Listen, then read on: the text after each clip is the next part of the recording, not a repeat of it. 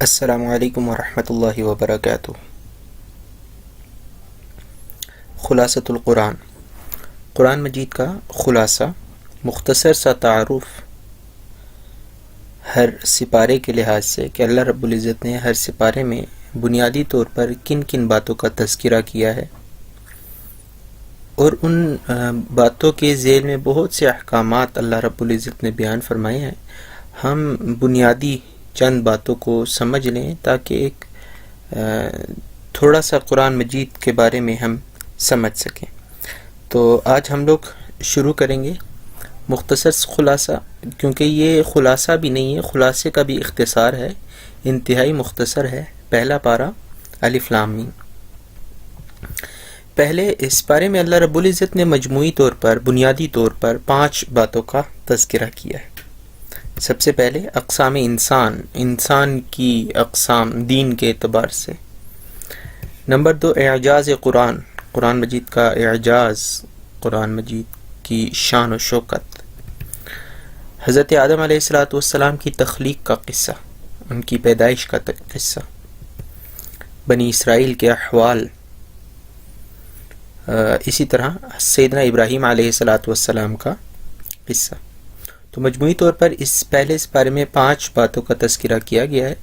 تو سب سے پہلے اقسام انسان کی قسمیں۔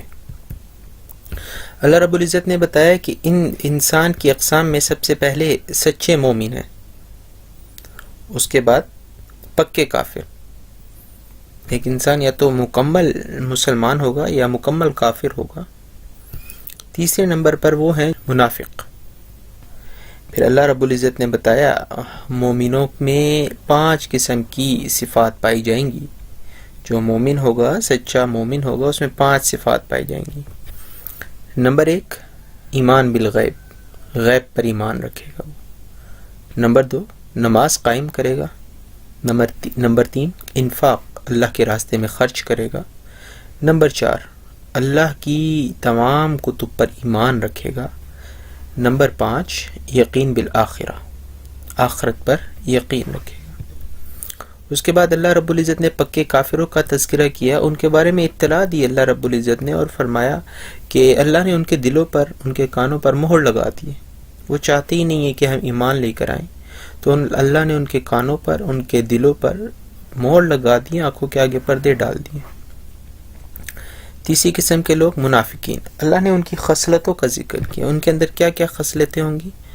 جھوٹے ہوں گے، دھوکہ دینے والے ہوں گے، عدم شعور ہی نہیں ہوگا کسی چیز کا، دلی بیماریاں، دل میں کفر لیے پھر رہے ہوں گے، سفاہت، اسی طرح احکام الہی کا استہزاء، اللہ کے احکامات کا مذاق اڑائیں گے، فتنہ و فساد پھیلائیں گے، جہالت، ضلالت، گمراہی، تذبذب، اپنی ہی بات کا کوئی اعتبار نہ ہوگا، کہ ہر وقت وہ تذبذب کی حالت میں ہوں گے۔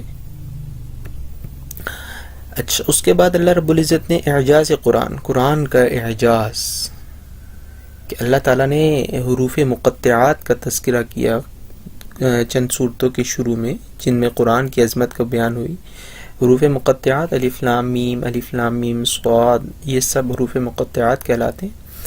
اللہ رب العزت نے جن صورتوں میں قرآن کی عظمت بیان ہوئی ہے، ان کے شروع میں حروف مقطعات ہیں، یہ بتانے کے لیے کہ انہی حروف سے تمہارا کلام بھی بنتا ہے اور اللہ کا بھی، مگر تم لوگ اللہ کے کلام جیسا کلام بنانے سے عاجز ہو۔ اس کے بعد اللہ رب العزت نے سیدنا آدم علیہ السلام کی تخلیق کا قصہ بیان کیا۔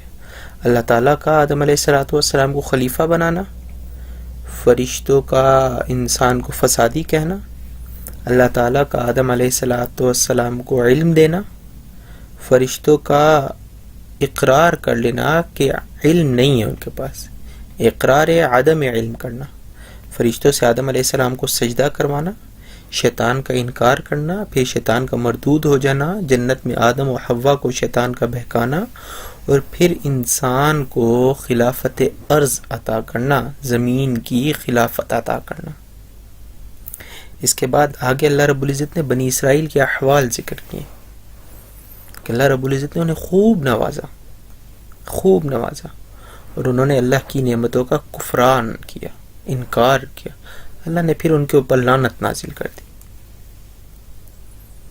اسی پہلے سپارے کے اواخر میں، بالکل آخر میں، اللہ رب العزت نے سیدنا ابراہیم علیہ الصلاۃ والسلام اور ان کے بیٹے کا قصہ بیان کیا کہ حضرت ابراہیم علیہ الصلاۃ والسلام اور ان کا اپنے بیٹے کے ساتھ مل کر خانہ کعبہ کی تعمیر کرنا اور پھر اللہ تعالیٰ سے اسے قبول کروانا اور پھر توبہ اور استغفار کرنا۔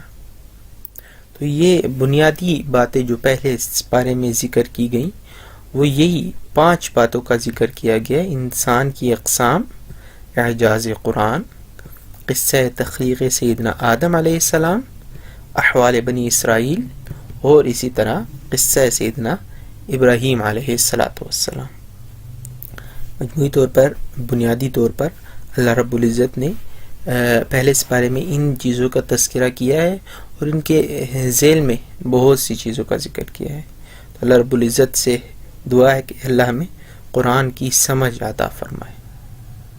السلام علیکم ورحمۃ اللہ۔